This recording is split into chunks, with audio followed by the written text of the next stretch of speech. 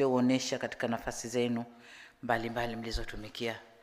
Nazikumbuka sura nyingine hapa nilishaziapisha nadhani leo mara ya pili. Kama sio ya tatu. Ina maana kipindi nilichokuweko mimi ulishapanda, ukapanda, umepanda katika ngazi hii ya leo. Lakini pia hii ni ishara kwamba mmefanya kazi nzuri na Tume ya Utumishi wa Mahakama imetambua kazi yenu na imewapendekeza kupandishwa katika ngazi hii. Kwa hiyo ni imani yangu kwamba kwa heshima hii mliopewa mtafanya kazi kwa bidii zaidi.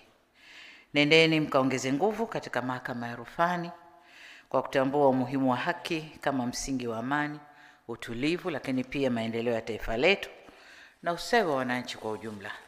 Haki ndiyo ina prevail katika yote haya. Nendeni mkaitumikie nchi kwa uadilifu, weledi na uzalendo kama mlivyo hapa.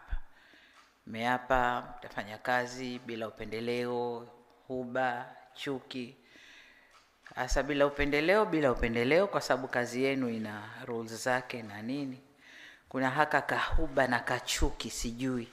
Hicho ndo mnataka mkajitizame vizuri ndani yenu katika kutoa maamuzi ya hukumu zenu. Na niseme kwamba dhamana hii sio ya cheo tu.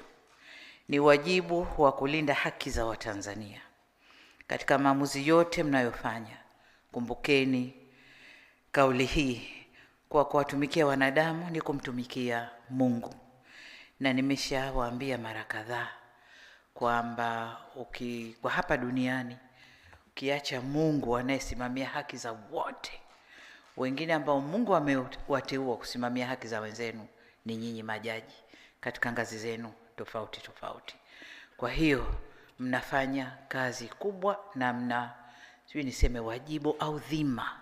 Mna dhima kubwa kwa nchi hii katika kutenda haki, kuhakikisha haki za wananchi zinapatikana, lakini si tu za wananchi, hata haki ya kusimamia taifa lenu iko mikononi kwenu.